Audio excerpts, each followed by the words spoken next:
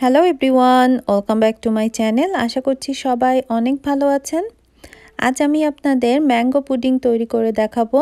কোনো রকম জিলেটিন কিংবা আগার আগার পাউডার ছাড়াই আপনারা কিভাবে খুব সহজেই এই ম্যাঙ্গো পুডিং তৈরি করবেন সেই রেসিপিটাই শেয়ার করছি।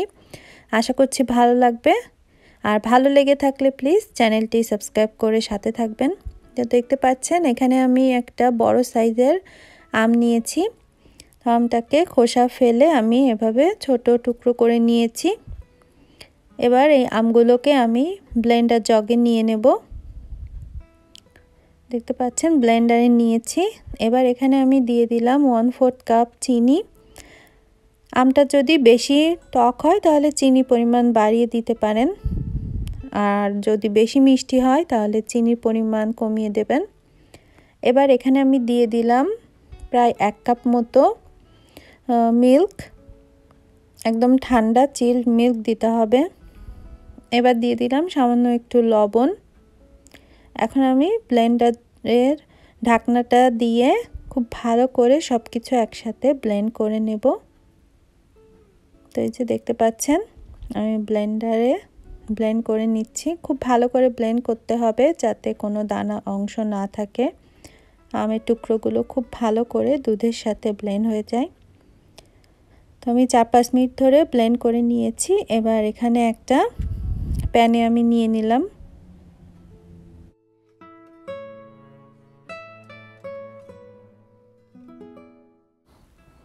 এখন এখানে একটা বলে আমি নিয়ে নিচ্ছি 1/4 কাপ মতো কর্নফ্লাওয়ার, আর দিয়ে দিলাম 1/4 কাপ ঠান্ডা দুধ। অবশ্যই ঠান্ডা দুধ বা জল আপনারা ইউজ করবেন। এবার খুব ভালো করে কর্নফ্লাওয়ার আর দুধ একসাথে আমি মিশিয়ে নেব, যাতে করে কর্নফ্লাওয়ারটা খুব ভালোভাবে মিশে যায় দুধের সাথে। তো দেখতে পাচ্ছেন কর্নফ্লাওয়ারটা খুব ভালোভাবে দুধের সাথে মিশে গেছে। আর এদিকে আমি যে আম আর দুধের মিশ্রণটা তৈরি করেছিলাম সেটা দিয়ে দিয়েছি চুলায়। এবার চুলার আঁচ মিডিয়ামে করে দিয়ে এটাকে খুব ভালো করে নাড়তে থাকতে হবে। আর যখন দেখবেন একটু ফুটে উঠেছে, যে দেখতে পাচ্ছেন এটা ফুটতে শুরু করেছে, এই পর্যায়ে এখানে সেই গুলে রাখা কর্নফ্লাওয়ারের মিশ্রণটা দিয়ে দিতে হবে আর নাড়াতে হবে, নাহলে কিন্তু এটা খুব সহজেই দলা পেকে যেতে পারে। আর খুবই কম সময়ের ভেতর কিন্তু এটা অনেকটাই ঘন হয়ে আসবে। আর এই পর্যায়ে চুলার আঁচ মিডিয়াম লোতে রাখবেন। এভাবে অনবরত 2 থেকে 3 মিনিট নাড়তে হবে, তাহলে এটা রেডি হয়ে যাবে। 2-3 মিনিটের ভেতর দেখতে পাচ্ছেন খুব ভালো করে এটা ফুটতে শুরু করেছে। এখন আমি চুলাটা অফ করে দিয়েছি। আর সবশেষে এখানে দিয়ে দিচ্ছি আমি 1 চা চামচ মতো লেবুর রস। সব শেষে চুলাটা অফ করে তারপরে লেবুর রসটা অ্যাড করবেন। আর তারপর খুব ভালো করে আবারও আরেকবার মিশিয়ে নিতে হবে। এই লেবুর রসটা দিলে খুব সুন্দর একটা টেস্ট আসে এই ম্যাঙ্গো পুডিং থেকে। তো এটা আমার রেডি হয়ে গেছে। এবার আমি এখানে এরকম বোল নিয়ে নিয়েছি। আপনারা যে কোনো টাইপের বোল বা গ্লাস বাটি যে কোনো কিছুতেই ম্যাঙ্গো পুডিংটা জমাতে পারেন। তো আমি দিয়ে দিলাম।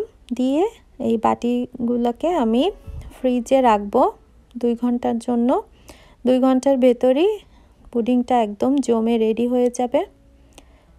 তো বাটিটা এভাবে একটু